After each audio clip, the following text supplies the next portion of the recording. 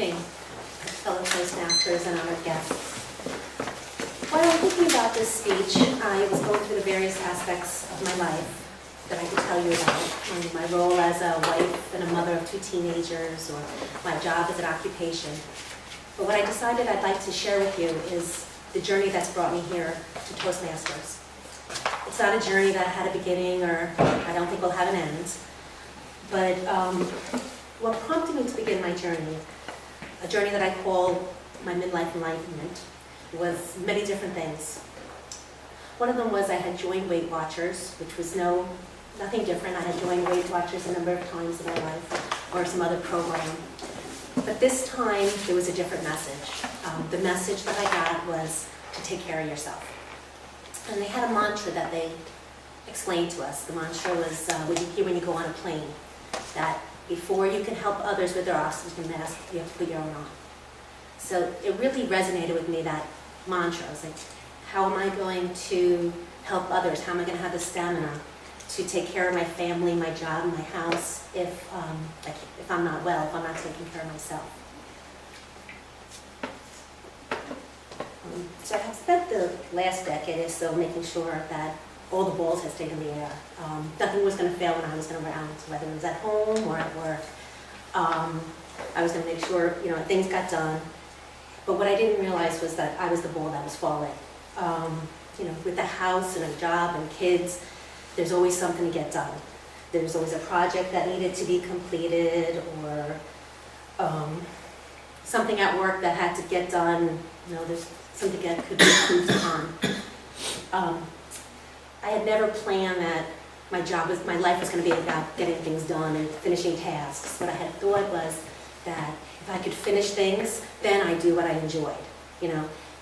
Anyone who has a job or a house or anything knows that nothing's ever finished. There's always a room to paint or a spreadsheet to be analyzed. So slowly I started to take a step back. So for instance, at work, if there was things to get done and it was time for me to leave, I left. And to my surprise, I wasn't fired, I wasn't demoted. I just finished it the next day.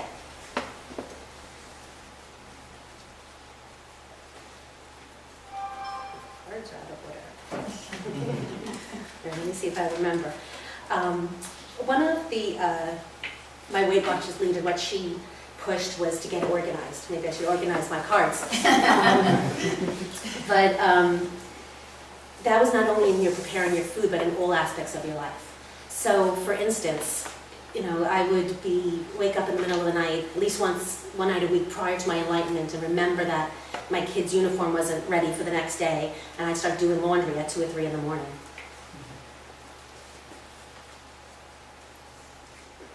Granted, I could be more organized, but I'm going to take baby steps. And along with baby steps, I also learned that failing is okay. I don't have to do things perfect, but what I can't do is quit. I have to keep getting back on that horse. And allowing myself to fail allowed me to step outside my comfort zone and try new things. And for me, public speaking is stepping outside my comfort zone. I don't like being up here in front of people. I don't like everyone looking at me. And I'm not even sure sometimes what I'm saying. But what I'm impressed by people who do well when they public speak and give good speeches. So that's a skill that I really would like to develop. And that's why Toastmasters is part of my Midlife Enlightenment. We can develop ourselves by trying new things. But what my leader also pushed us to do was to think back when we were a child and remember the things that we enjoyed, the things that we had fun doing. So, for instance, when I was younger, I enjoyed dancing and music, so I took a Zumba class. I also enjoyed going to the beach, so I would try to do that more often. Not only to bring my kids so they enjoyed it, but for me to enjoy myself. The message was, again, to do the things that you enjoy. And I hadn't been living my life like that before. So over the past few years, I've tried to focus on things that make me happy and pamper myself a little more, whether that means getting my nails done or reading a book, sitting by the pool. I still have my to-do lists, but now I realize that taking care of myself is just as important as those items on my to-do list. Earlier I mentioned the mantra about putting your own oxygen mask on first. This was one of the first mantras in my journey that I embraced. And it's something that I'm still working on. Just the other day, I was cleaning out the guest room, reorganizing it, and of course things take a lot longer than you ever expect. About 8 hours into this project, I'm like, I had to tear myself away to go for a walk. So it's something that I'm, my old habits still come creep back on me, but I have to remember that in life I need balance, and remember that that unorganized room will still be waiting for me the next day. Thank you.